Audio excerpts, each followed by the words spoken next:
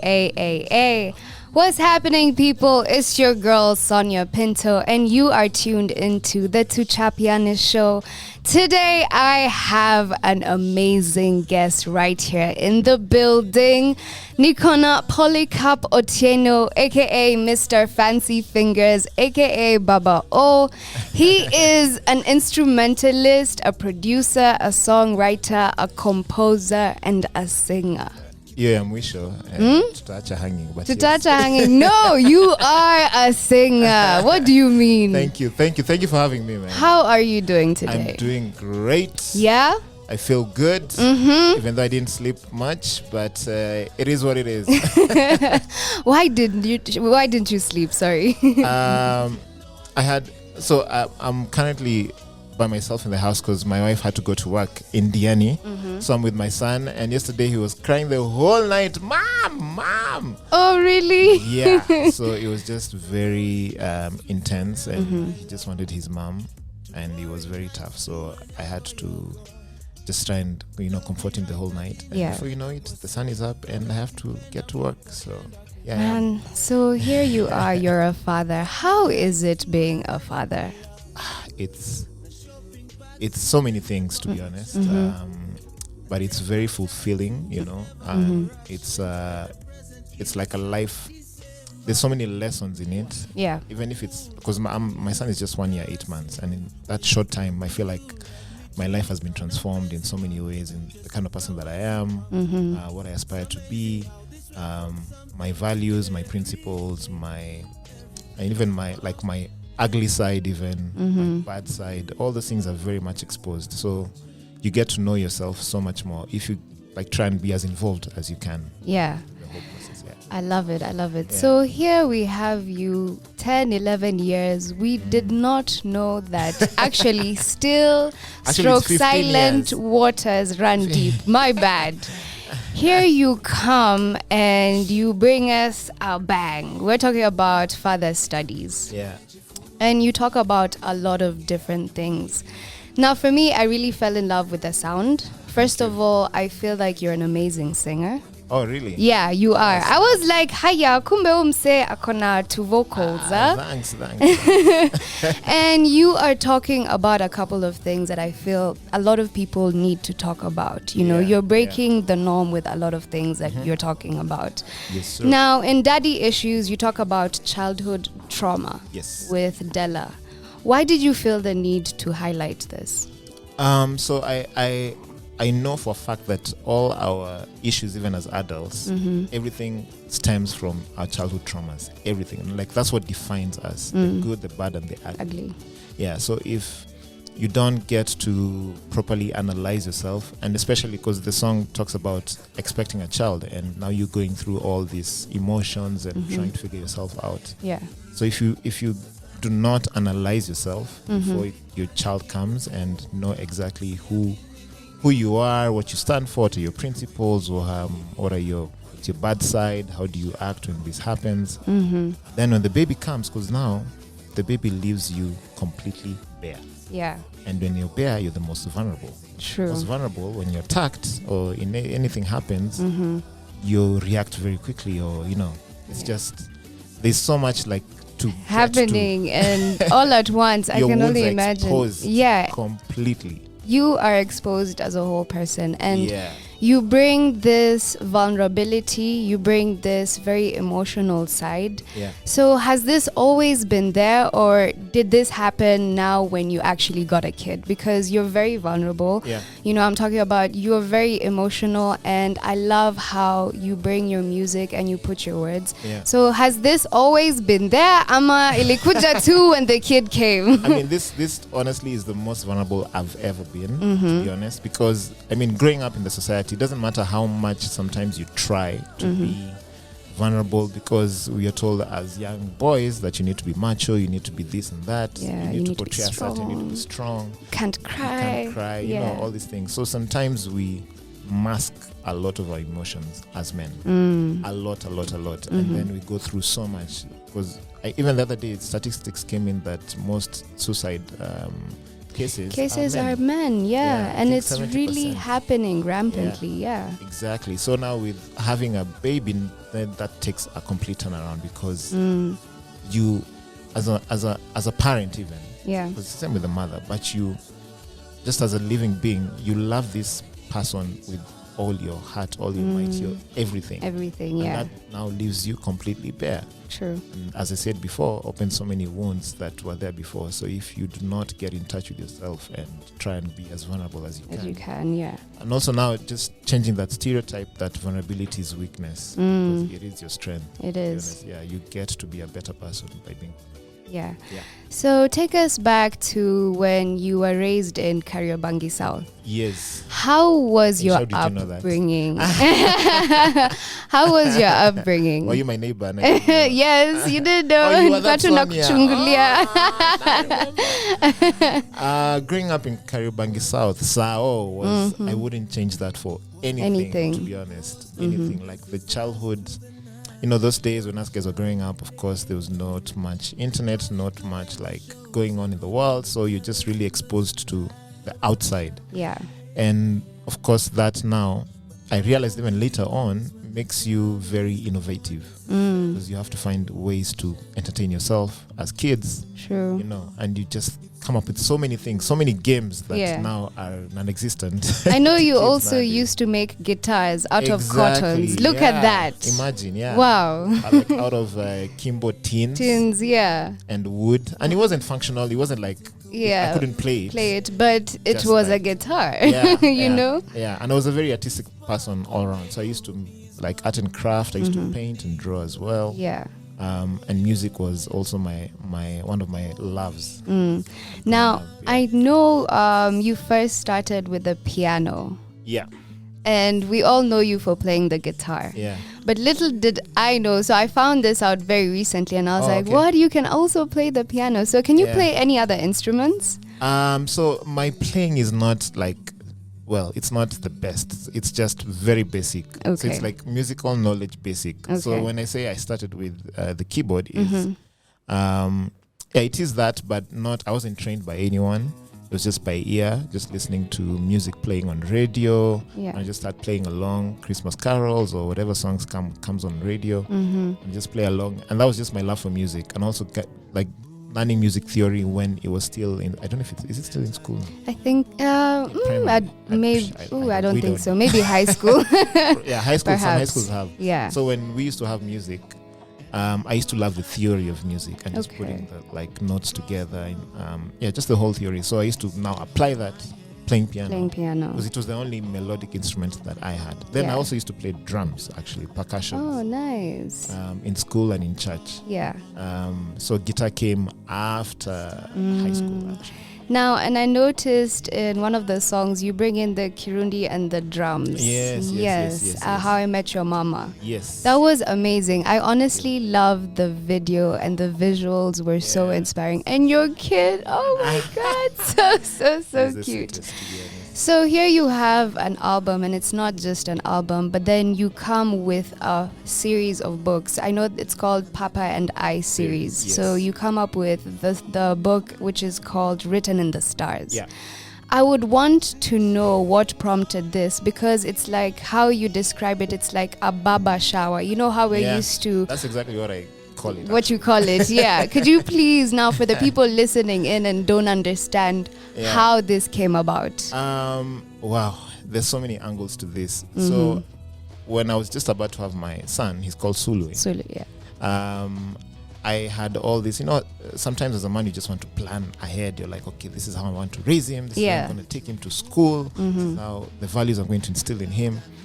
And then I just started looking around for, material to kind of show him or teach him. And I realized there wasn't much African material that is done by Africans, even ourselves. That is true. That's true. So, and then in this day and age, we have kids growing up, especially the middle class, where we raise our kids with foreign languages only, and they don't get to understand Swahili or their mother tongue. Yeah. And that affects a lot. People don't realize it, but if someone doesn't know the essence, the culture, then they don't know who they are. Who they are, that is true. Completely. Yeah. So he'll always think of this other culture that is not really his. So that prompted me to, instead of whining, rather, Yeah. I'd rather take things into my own your hands own hands, and yeah. see what I can do Yes. with the influence that I have. And all this came about around the same time when we were doing now our solo projects as Sauti Soul, Yes. the Alone Together project.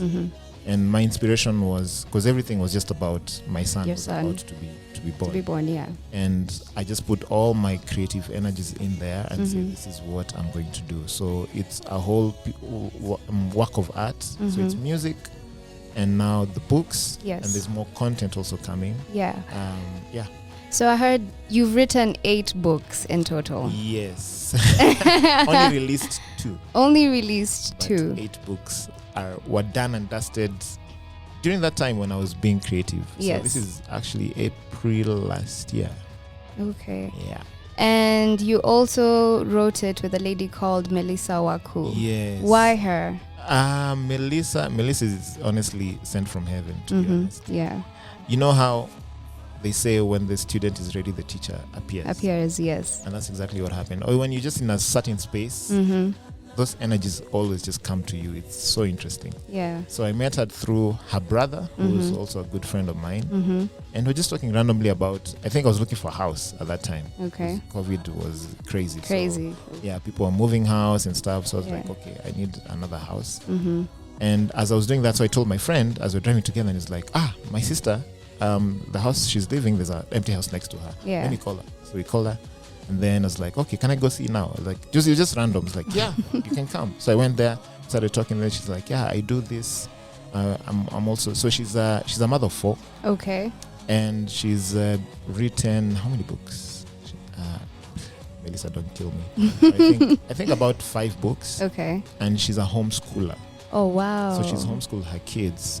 Interesting. The past, the eldest I think is 11 or 12. So the past 12 years, Yeah. she's homeschooled her 4 kids Okay. by herself, and she's now the chair lady of the homeschooling community In Kenya. Yeah. Wow, that is Now with that, now she's also an author of this kids books. and that's exactly the same space I was in, and we just chatted for like 4 hours non-stop, and we were all just, our minds were just, this is all we need to do. And that was the birth of Soul Kids, actually, was then. I love that. And you also have a version in Swahili called Limeandikwa Kwenye Ndota. Yeah, Kwenye Nyota. Kwenye Nyota, sorry. And who thought about also having the Swahili version now? Because a lot of people wouldn't think. They'd just be like, English, done, Yeah, I mean, so that was also the part of the original plan.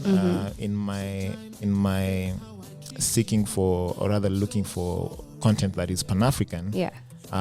To me, that's one of the main reasons. As much as the content is African and it's in English, you'd also want it to be expressed in our own languages. Yes. So there's Swahili version that was like gonna come immediately after the English one, and even the La La Land Swahili version is coming. Yeah. And we hope to translate it into also other African that's what now I was going. I wanted to also bring in a lot of other, because Yeah.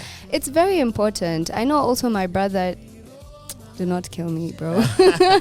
But he doesn't know his mother tongue, and I feel like it's very, very important, to have that, especially in this day and age, It is. your Even culture. if it's just to understand, you don't, and where you come from. Now, you've given a lot of other fathers pressure on this album, because if I'm not wrong, this whole album is for your son. Yeah. And there's a part where you say, I will give you all that I never had. Don't settle for being a boy. Yeah. I am raising you to be a man. I will give you all I have. Don't settle for being a prince. I'm raising you to be a king. Yeah. I honestly love how you're doing this. And I feel like it's amazing just being able to lead by example, because that is what we need, And I feel like that is what you want to also be there for other people who are fatherless. Yeah. So do you feel like apart from music, there are other platforms we could be able to help these, other youth people? Yeah, for sure. You've said a lot. I have. But yeah, there are other platforms that can help. inspire, because the whole idea is to inspire young African men Yeah. to break the stereotype of fatherhood as we know it as African men. Not saying that it was any bad, to be honest. Yeah. It were like our parents raised us the best way they knew how to, and gave us their very best. Yes. We also want to give our very best to our kids with now considering the time that we are living in. Times are different. Yeah. And probably they will raise their kids now even more different than we did. But then they're basics. Yeah. They're just being, your presence as a man is more valuable than any material things that you give this kid. They just want you to be there. The gift of time is everything. It is. So other platforms, music, podcast also is what I want to get into. You want to get into. I don't know, forums also in high schools also, because you see the boy child has also been ignored really for the longest time. And, that still has to be something that we focus on, as mentors out there, to be able to get to these people. Yeah. But music, any form of art really goes a long way to inspiring young people to change their ways. Change their ways. Yeah. Let me take you back to 2006. I feel like that was a very eventful a very eventful year for you. Yeah. So here you are and you're taking a gap year. So you go to Alliance, you're learning how to speak French. Yeah. And at the same time, you're introduced to All Saints Cathedral, where now you get the guitar, you pick it up, and you fall in love with playing the guitar. How do you know my whole story? And then the same year, Who sent you? the same year, you meet Bien Yeah. at a music store, Yes. and you guys hit it off. Yeah.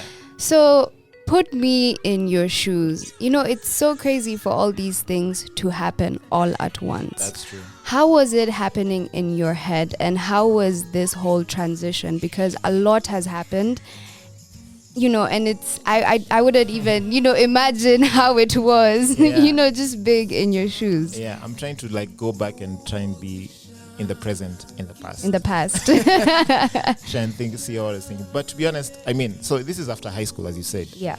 And I had this, as much as I was very pro-academic, and probably I would have gone straight to uni and not take a gap year. Yeah. Something inside me just told me, just take this gap year. And my parents my dad especially encouraged me.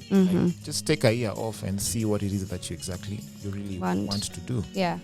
And that I was just freelance, to be honest. I was just anything goes. I did not take control of anything. I let life and the universe take control of me. Okay. And that's how I found myself in these spaces, So I continued my French studies that I was doing in high school. That's why I went to the Alliance. Yeah. I did my interview, went straight to the diploma course.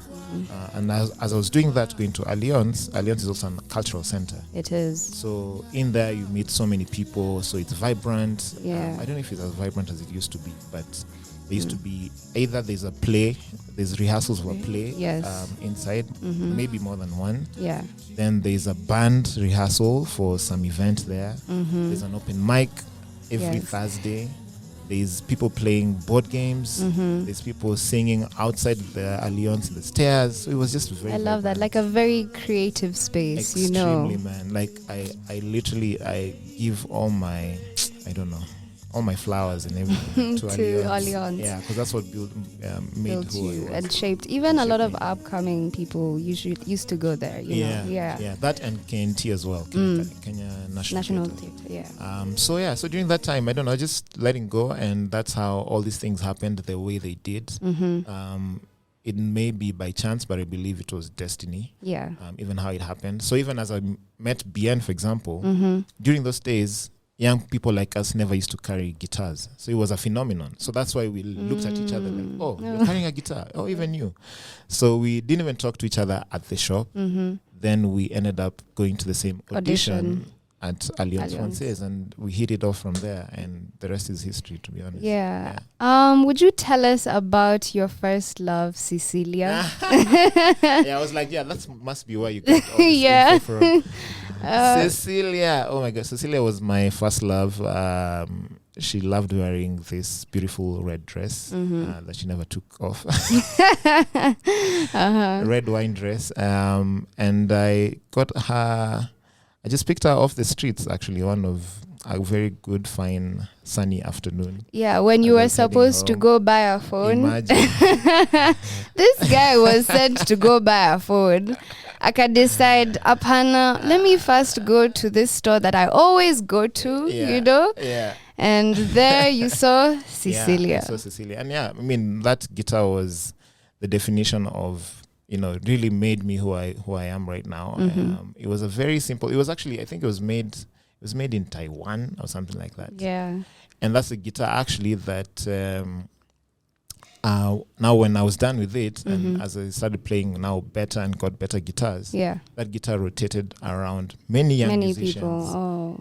Including Kaskazini actually. Oh, really? You were in the video, right? I was, yeah. Awesome, so awesome. It's very interesting. I love that. And then you talk about your first proper public performance, which was at your parents' wedding. Yeah. How was that? Oh man, I can't forget that feeling even. Yeah. So I feel like I was honored to be there for my parents' wedding. Yeah. Not many people can say that. That is true. That is true. Like official wedding. And I was a grown-up. Yeah, you were. We're talking like right. after high school, yes? Right after high school. Yeah. So I was 20 or 19, 20. And I just learned guitar from All Saints Cathedral for I think about 3 months or 4 months. Yeah. And I just wanted to make it a special, day for them. And I called my friends from Alliance, and from some of them, I was with them in high school. Okay. And they're all singers, and it was a group of like, how many were we? Like 6. And this is in Karibangi South. Yeah. So all these other friends at Alliance were all like babbies. South. They're all lovely people, and went to K South, but they had lots of fun. It was their first time in Eastlands even, but they really enjoyed it, and it was just very special. I played La Bamba for my parents, and they got up and danced. Oh, nice. That was the first dance. Yeah. So it really felt special, and I think that really kickstarted my career in a way, or my belief in myself. Because just to see people get up and be happy, and I'm like, I caused that. Yeah. Because I also remember saying that you were very shy. Yes. Even sometimes you'd go to church and you're looking at people and you're like, I want to go perform, but I cannot. And then also in high school, there were some auditions happening and you were not able to. Yeah. But like, look at you now. I know. It's very interesting how like destiny works. Because so many things that you resist that you love so much. Yeah.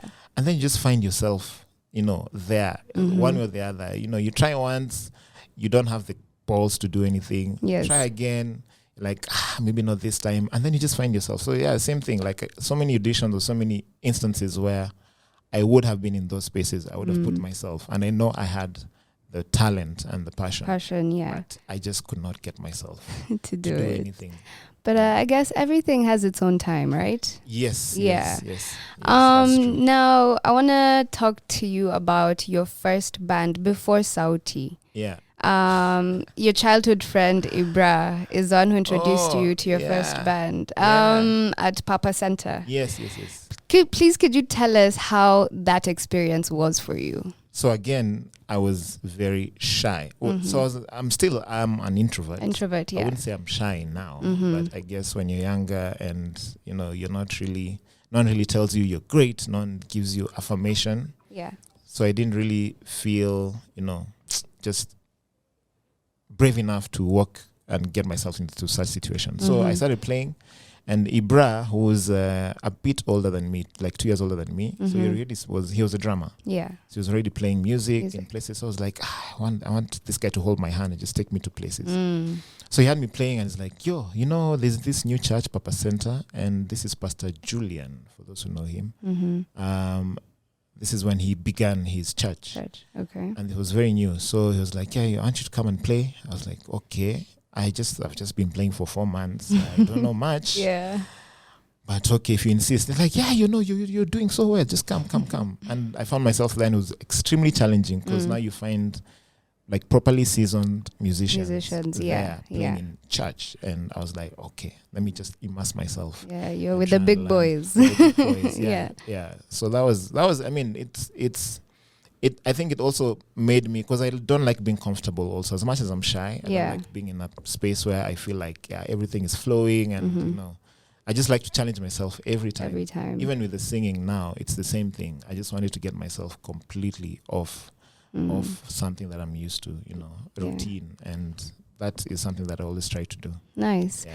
So here you are, and you decide that you also want to start producing. Yeah. So when did this start? Or when did this idea spark in your head and you're like, okay, I could do this? Yeah. So I realized that my strength, so this is when you have to be very honest with yourself. Yeah. And be like, okay, I'm not a good singer, but I have a great ear, for sure. Yeah. And I know how to direct people. And I can play 1, 2, 3 instruments. And I'm very good at composing. So my path would be this production. Yeah. And now with production, it started also from a point of need more than anything. Okay. So as we were now Sauti Soul, we're doing music, and none of us is a producer yet. So we rely on other producers or other composers to make some music for us, or record for us rather. And then it just got to a point where we wanted so much, because we were very ambitious. Yeah. And all these producers were not meeting your standards. Our standards or expectations, or, our demands. Yeah. So we're like, okay, we are 4 of us. I think now it's time for people to now get into different roles and evolve. Yeah. So Savara was actually the first one. Okay. So he had even started production way back on Fruity Loops, just basic. He was a drummer as well. Okay. Still is a drummer. Yeah. So he picked up production first. And then I was like, okay, this is now my chance. And I'd been saving for my laptop for 2.5 years. Okay. And I finally got to 80,000 and bought a MacBook secondhand. Hey. Must have been the best feeling ever, though, right? After saving for that long. I didn't even feel pain that it's like 80,000 and I'm earning nothing at that time. Yeah. And that just shows how you, even when you invest in yourself, because if I didn't do that, to be honest, those are the steps that you needed. That I needed to be where I am right now. And so production now started with Live and Die in Africa. Yes. The album. So during this time, we had so much downtime, and we used to live together. Okay. In Buruburu. All right. Our first house together as the 4 of us. And in that house, we had so much time. Like, it was just a lot of daytime. And like, guys, we can't have this much time and just do nothing. Yeah. And it shows. And that time we had like, a hit was Manilava at that time. But we had nothing to show of ourselves. We had no work ethic as such. Yeah. And we're like, okay, then we need to properly change this round. So we started something as simple as waking up at 4 a.m. to do a workout in the morning. Wow. That's when we started. Yeah. Going for boxing or going for running. And then sometimes you can come back and nap because it's too early. So you nap a bit. And the workout is intense because you just started. So your body's like, yo, what the hell is this? So you nap for like 2 hours and then now you get to work. So this getting to work, we had access to a studio called Penya Africa, which was our first record label that we had gotten off, but they still gave us access to the studio. Okay. So we used to go there every day, and just learn on the job, learn, get other producers.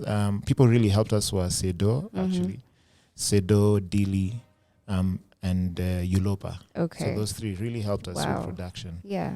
And we just started growing. Then we started producing songs ourselves, because now we can compose, we can produce, we can record. So wow, Live and Die in Africa was our first album to do ourselves. I love it. And here you have produced music for severally acclaimed musicians like Susanna Wio, Della, Lady JD. Are we expecting you to produce any more songs coming in the future? No, I love working with other artists, to be honest. Yeah. Like, producing music is my number one joy. Being in studio and making something out of nothing is my number one joy. Yeah. So usually I would love to do so much more, but also my priority, well, fortunately or unfortunately, is Sauti Soul. Sauti Soul, and we have a lot of work when it comes to that. I can only imagine. You guys are balancing a lot of things. Yeah, exactly. So I mean, I still do work with several artists. There's a time, so I started Jamhuri Jam sessions with my brother, Tom Olango. Yeah. And during that time, I got to interact with so many young artists, like probably around 50 Wow. young artists. And it was a platform Wow. that really also helped people get to be known and get to like a networking Yeah, space, and then yeah. also to learn from each other. Exactly, You know? yeah. So even we have like someone like Wendy Kemunto who was discovered from there and was taken to Nice. Coke Studio Africa. Yeah. And then her career just, Yeah. Blew up. blew up. So it's really amazing to have such platforms. So yeah, that's I like that. yeah. What is a good song to you? Like, what makes a good song? This question, I had a workshop the other day for film scoring, and this is the question that I asked. Oh yeah, I asked you asked the them. students in the audience there. Yeah. So for me, a good song is defined by a number of things. Mm-hmm. Number one is melody. Okay. Yeah. So melody is everything, because you need to know that you're singing to the people. To the people. And the people are the ones that are consuming it. You Yeah. could be a great musician and do all the complicated stuff, Mm-hmm. and no one understands. True. But melody is everything. So what's something that depends on the kind of song. I mean, when it comes to pop, for example, you want something that is sing along or easy to remember, easy to catch, Yeah. catchy words, rhyme, and all that. Mm-hmm. Then also songwriting makes a good song. Okay. Yeah, songwriting definitely. is everything. It really, really is. You have to be making sense. Everything, man. Yeah. Songwriting is everything. Then just what else makes a good song?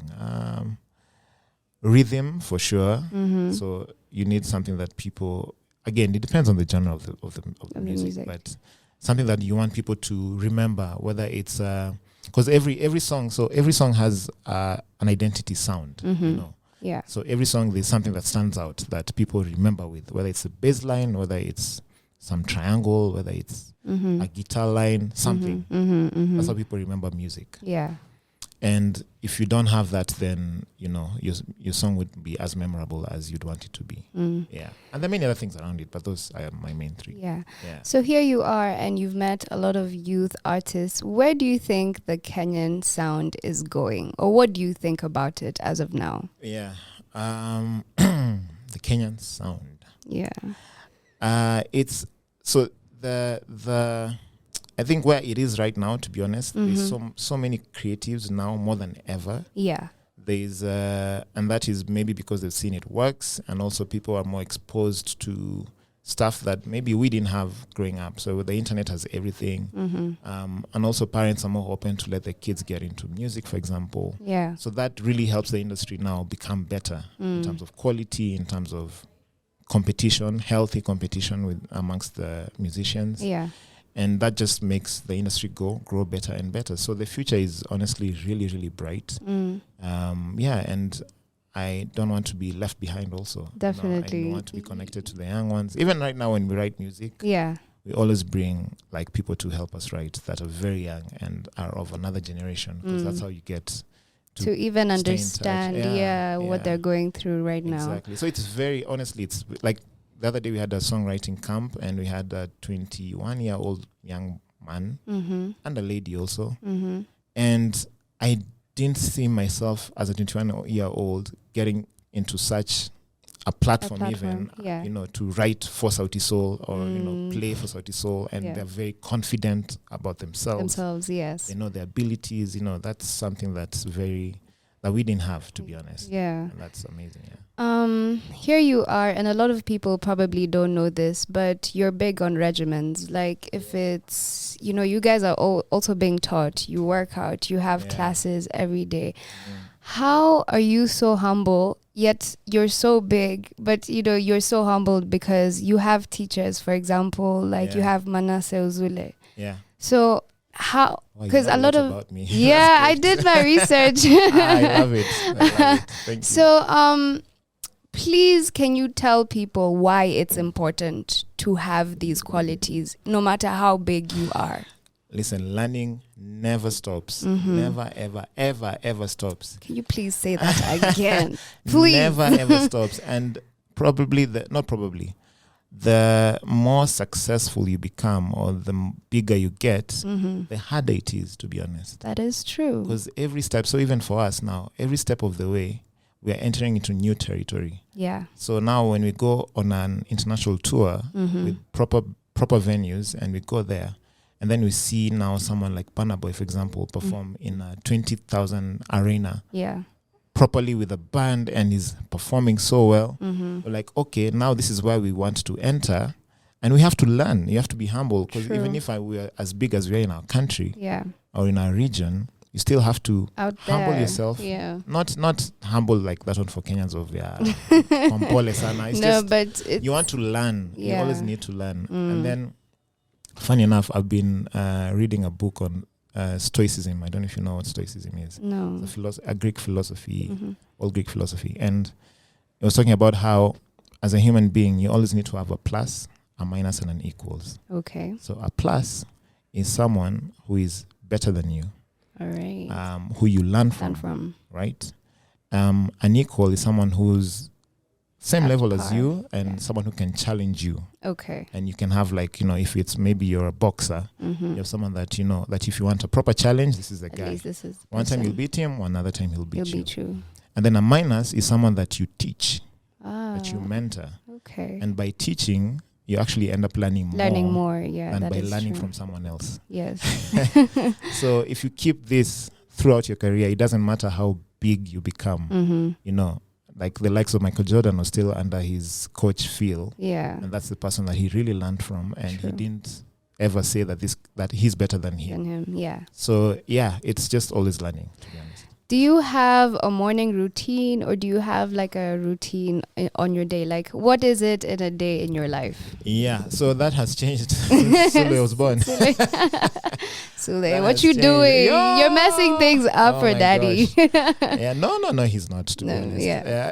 No, I didn't mean it like that. But I know. So my morning routine currently is, so he wakes up at like, it depends. It could be 6:30, sometimes 7. And I wake up with him. I do breakfast with him. And then I get out of the house. I go to the gym by around 8. And then I do my workout. And then now I get into the businesses of the day. So usually I have my schedule ready by Sunday, so I know what I need to do across the week. Okay. But things that are consistent usually are my workout regime, spending time with family always, and then just being music, of course, is part of it, but also now we are execs and there's a lot of business meetings and stuff like that going on. So yeah, it varies from week to week. Okay. Yeah. I want to take you back to the first performance you guys had at the Goethe Institute. How was that? How was that for you guys? Because if I'm not wrong, at 4 p.m. I love it. A couple of minutes. No. How was that performance? Because it was your first as Sauti. Yeah. Na mlilipwa pesa mingi. Ulikuwa? Nilikuwa hapo too. I was there with my lighter, But please put me in your shoes. How was that experience for you? Goethe Institute was our first ever show as the four of us, acoustic songs. Yeah. And we were just acoustic then. There was no other instruments. No, there was percussion, and you guess who was playing those percussions? Who? Ibra. Really? Ibra, wherever you are, man. Wherever you are. You changed my life in so many ways. Yeah, shout out to you. So this was our first gig, and we were also nervous, number one. I can only imagine. Yeah, very nervous. Yeah. And we didn't have enough songs, actually. So we had, I think, maybe 9 songs that we were confident we would be able to perform. Yeah. And then we were like, okay, we need one song that's catchy. We need to write something else. So we sat down, started putting ideas together, look for melodies and everything. And you know what that song was? Lazizi. Imagine. Yeah, I know.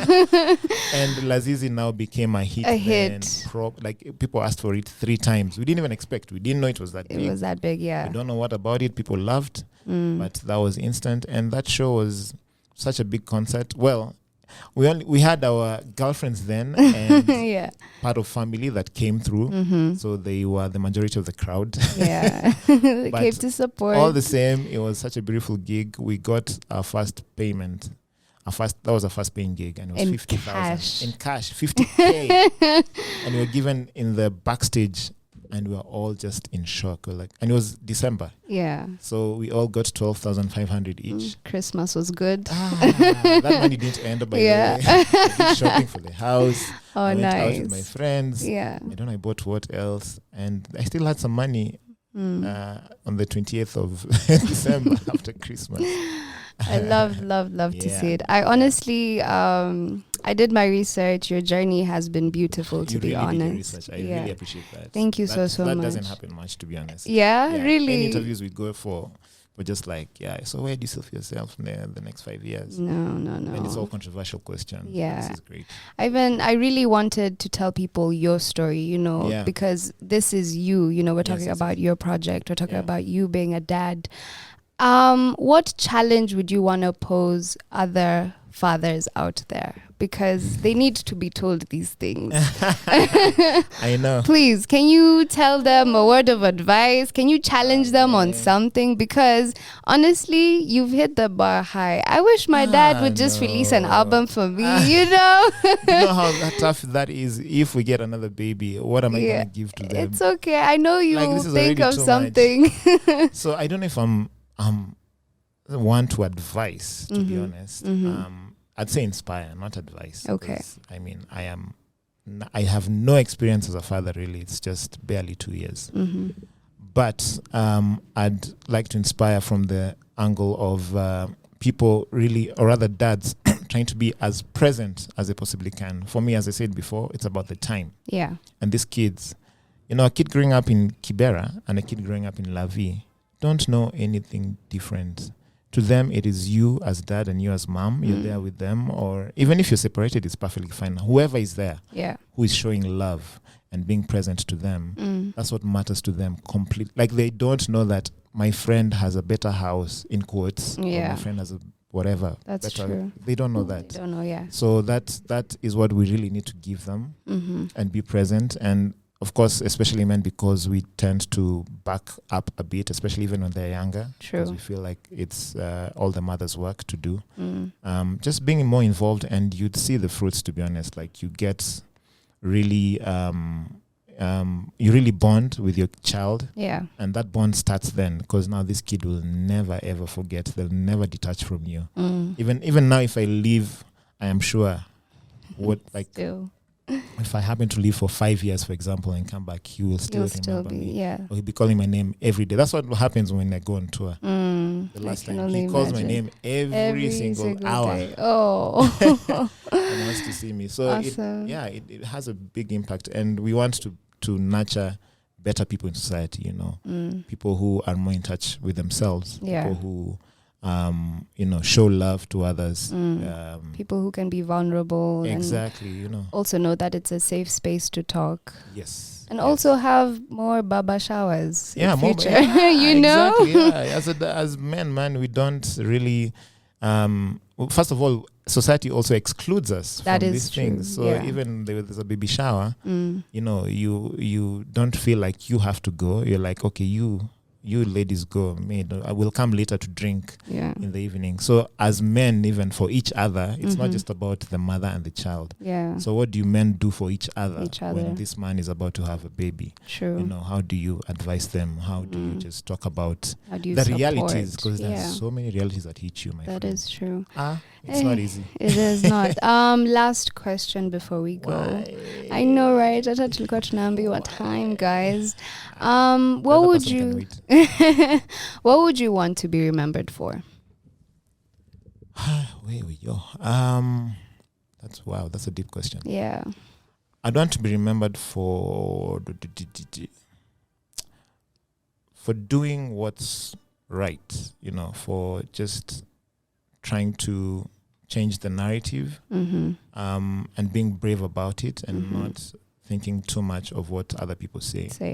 As long as it's right and it feels right. And what feels right is different for everyone. True. And as long as it's genuine and it comes from deep down, then people will see it and feel it. Oh, I like that. Yeah, and just be legacy as well. Yeah. Yeah, for the legacy to live on forever. Amen. I like that. Thank you so much, guys. That was Polycap himself. Man, that was an amazing interview. Thank you so much for coming to Radio 254. I don't feel like leaving. You should come more. Actually, we have an event on the 1st of June that I was telling you about. It's on a Wednesday. It's at Loresho Gardens. A ticket is just 1,000 shillings. Come through. We have amazing artists. We also have a couple of vendors that are going to be coming. So we have games, we have food, we have amazing music. I'm going to be the MC for that event. It's going to be my first time MCing. Yeah, it will. Nilikuwa naambiwa ni kazi mingi, but I'm ready. It is. Yeah, so I hope that you will come through, you know? Yes. Yeah. I'll try my level. Please do so, because we need all the support that we can get, because out here at Radio 254, we're just trying to put KE out there to the world. Yes, for sure. And you're doing a great job at it. So thank you so much. So I'm gonna leave your project still playing. That I'm gonna leave Papa Loving playing, and you guys please keep it locked. It's one of your favorites. It is. Nice, dope.